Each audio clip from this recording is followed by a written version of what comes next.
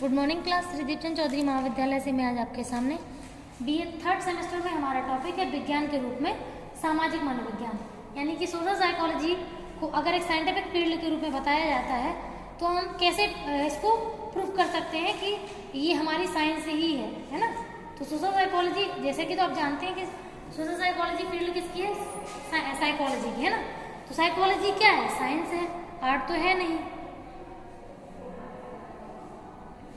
तो ऐसे ही हमारी सोशल साइकोलॉजी भी साइंस है, जिसमें जो भी चीज़ें घटित होती हैं उन सब के प्रमाण हम दे सकते हैं। ठीक, तो यहाँ पे कुछ हेडिंग्स हैं जिनके माध्यम से आपको ये क्लियर हो जाएगा कि कोई विषय अगर विज्ञान के रूप में होता है, अगर किसी भी विषय को, आप तो कोई भी विषय में अगर ये सवाल आए, ज़रूरी नहीं केवल साइकोलॉजी में, अगर किसी भी विषय में विज्ञान के रूप में उस विषय को पूछा जाए तो ये कुछ पॉइंट हैं जो हर चीज़ में चलते हैं, ये फिक्स होते हैं। ठीक, इसमें कोई फर्क नहीं होता है। तो ये पॉइंट आप किसी भी सब्जेक्ट में भी लिख सकते हैं। फर्स्ट पॉइंट इज दैट वैज्ञानिक पद्धतियाँ। पद्धति क्या होती है? पद्धति मतलब एक तरीका, मतलब एक माध्यम। जैसे अगर हम कोई वर्क करते हैं तो उस काम को करने में किस चीज़ का हमने सहारा लिया, वो होती है पद्धति, यानी कि टेक्निक या कोई क्या बोलते हैं, माध्यम या सिस्टम।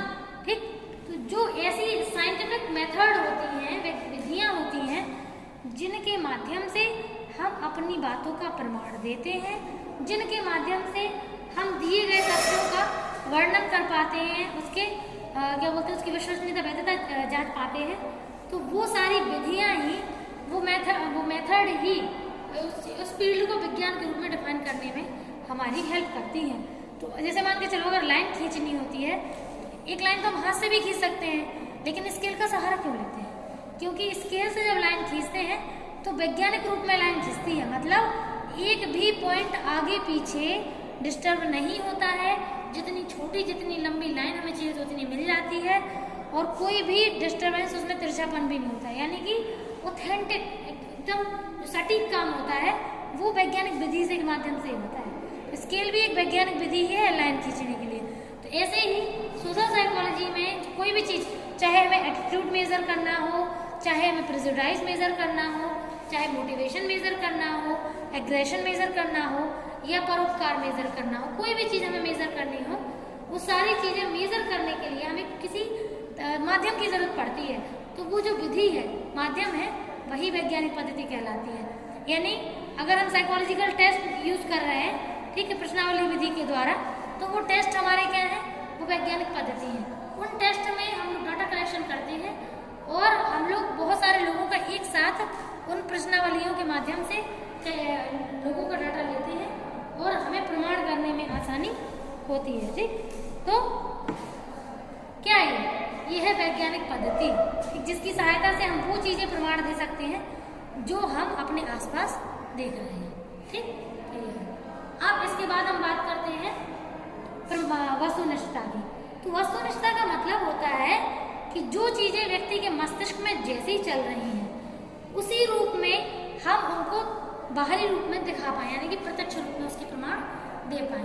तो जो चीज़ जिस प्रकार चल रही है उसी रूप में उसको दिखाना वस्तुनिष्ठता कहलाती है, यानी कि एज इट इज, जैसा है बिल्कुल वैसा है। ओके, तो वस्तुनिष्ठता क्या होती है? वस्तुनिष्ठता मीन्स है कि जो चीज़ें फिक्स हैं, जैसी हैं, वो बिल्कुल वैसे के वैसे ही हम प्रमाण दे पाएं, उनमें कोई फेरबदल ना हो। ठीक, तो वो वस्तुनिष्ठता कहलाती है। नेक्स्ट है प्रमाणिकता। तो प्रमाणिकता क्या होती है? प्रमाणिकता मतलब प्रमाण देना, यानी कि जिस चीज़ के बारे में, यानी कि जिस फील्ड के बारे में आप बात कर रहे हैं, यदि आपको उसको वैज्ञानिक बताना है तो उसके प्रमाण तो पहले देने पड़ेंगे। जैसे अगर कोई बात मान लो कही गई हो और उसके पीछे कोई तर्क ना हो, तो वैज्ञानिक नहीं हुआ, तो उसको प्रमाण आप दे नहीं पाएंगे। और जो चीज़ वैज्ञानिक है उसके प्रमाण आप आसानी से दे सकते हैं। नेक्स्ट है सार्वभौमिकता।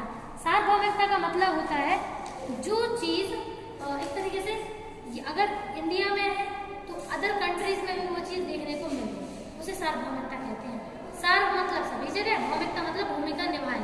तो यानी कि जो चीज़ हम यहाँ मेजर कर रहे हैं, जैसे आप जानते हैं अगर इंसान यहाँ है, इंसान हर कंट्री में है, तो ऑब्वियस है कि इंसानों की जो मुख्य विशेषताएं सभी में होंगी, जैसे इमोशन, जैसे थिंकिंग करना, लॉजिक लगाना, रीज़न देना, डिसीजन लेना, ठीक है, इमोशन यूज करना है ना, और मोटिवेशन यूज करना, सीखना, सिखाना, और क्या बोलते हैं आपका मोटिवेशन है, ठीक है, और नींद है। तो ये जो बेसिक चीजें हैं ये सभी जगह होती हैं, समझ रहे हैं? ये चीजें मोस्टली हर जगह होती हैं, ठीक। तो जो चीज यहाँ है वो अगर सभी लोगों में देखी जा रही है तो मापन विधियां भी तो सेम यूज हो जाएंगी ना सब जगह। हाँ, थोड़ा बहुत कल्चर का डिफरेंस हो सकता है, लेकिन मापन विधियां यूज हो जाती हैं। नेक्स्ट है भविष्यवाणी की योग्यता। मतलब जब भी विज्ञान के रूप में किसी विषय को बताने की कोशिश की जाती है तो ये तो मुख्य पॉइंट चलता है। देखिए, आप विज्ञान का प्रयोग क्यों करते हैं? सबसे बड़ा कारण, चाहे आप साइंस में ले लें, जूलॉजी, बॉटनी, किसी फील्ड में क्यों ना ले लें, साइंस का यूज किया ही इसीलिए जाता है कि हमारे सामने जो भी जटिल समस्याएं आती हैं उन समस्याओं को यदि हम समझ लें, उन समस्याओं के बारे में यदि हमने सीख लिया कि ये परिस्थितियां आई क्यों हैं, ये समस्याएं किस वजह से आई, कब आई, क्यों आई, किन कारणों से आई, ठीक कैसे, इतना अगर हमने समझ लिया। जैसे कि कोविड आया था ना अभी, तो कोविड में हम लोगों को, जब कोविड आया था, हम लोग कुछ नहीं जानते थे उसके बारे में। सबसे पहला टास्क क्या था? कोविड को समझना, यानी कोविड आया कहाँ से, क्यों आया, कैसे आया और कब तक रहेगा, ठीक कैसे होगा।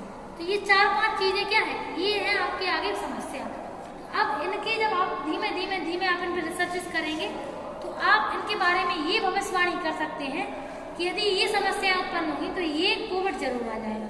इसका मतलब है कि कोई भी मतलब किसी भी चीज के बारे में अगर हम पता कर चुके हैं, जैसे मान लीजिए अगर कोविड के कुछ रीजन जो है मेन पहले पता चला गया, तो ये बिल्कुल फिक्स बात है कि हम उसके बारे में भविष्य के लिए तैयार हो जाएंगे, है ना। विज्ञान का यूज क्यों करना होता है? ताकि जो भी समस्याएं हमारे सामने आ रही हैं उसके लिए हम बिल्कुल तैयार रहें, भविष्य के लिए बिल्कुल तैयार रहें। कभी भी प्रॉब्लम आई हम तुरंत डटकर मुकाबला कर लें और जिसको जल्दी हरा लें। तो भविष्यवाणी करते ही इसीलिए है ताकि भविष्य में जो समस्या हो उसको अभी से प्रोटेक्ट कर पाए और तुरंत हम ठीक कर पाए प्रॉब्लम को। नेक्स्ट है विश्वसनीयता, यानी कि विश्वास। आप जानते हैं विश्वास कब होता है? जब हम एक ही चीज बार बार करते हैं, यानी कि नंबर ऑफ ट्रायल पर डिपेंड करता है रिलायबिलिटी, ठीक। तो विश्वसनीयता तब आती है जब एक ही परीक्षण बार बार प्रयोग हो, परिणाम उसमें सेम आए, उसमें परिणाम में कोई उतार चढ़ाव ना हो, तो विश्वसनीयता हो सकती है। नेक्स्ट है वैधता। वैधता क्या होती है? वैधता मतलब कोई भी चीज देखो बनाई गई है तो उसकी एक समय सीमा होती है, उसका एक जीवन काल होता है। जो समय सीमा जीवन काल उसका है वो उसी समय तक काम करेगी, उसके बाद तो उसकी वैलिडिटी खत्म हो जाती है। जैसे आप मोबाइल में रिचार्ज भी कराते हैं तो उसका एक समय सीमा होती है, उतने तक ही चल पाती है वो, क्योंकि लाइफ लॉन्ग तो कभी कोई चीज चल ही नहीं सकती है, गारंटी तो इंसान के जीवन की नहीं है ना। तो वैधता भी तभी देखने को मिलती है जब चीजें जितने समय के लिए बनाई गई हैं उतने समय तक ही वो काम कर पाती है। लेकिन देखो ऐसा तो है नहीं कि अगर कोई चीज वैलिडिटी बिल्कुल नहीं, मतलब मान लीजिए धीमे धीमे खत्म कर तो सुधार नहीं कर सकते, सुधार बिल्कुल कर सकते हैं। आप वैज्ञानिक पद्धति में सुधार कीजिए, वैलिडिटी अपने आप बढ़ जाएगी उसकी। लेकिन कुछ टेस्ट ऐसे भी हैं जो वास्तव में एक समय के बाद खत्म ही हो जाते हैं, पर उनकी वैलिडिटी बढ़ा नहीं सकते, ठीक। नेक्स्ट है मानवता। मानवता मतलब नियमों का पालन करने के आधार पर ही किया जाने वाला अनुसंधान वैज्ञानिक कहलाता है। और जब वो वैज्ञानिक होगा तो सामाजिक मनोविज्ञान में ऑटोमेटिक विज्ञान शामिल हो जाएगी। लास्ट है नियंत्रण करने की योग्यता। तो भविष्यवाणी अगर कर सकते हैं तो भविष्यवाणी करने का तात्पर्य ये है कि हमने नियंत्रण कर लिया है, ठीक। अगर कोई डाउट हो तो बताइएगा। Thank you.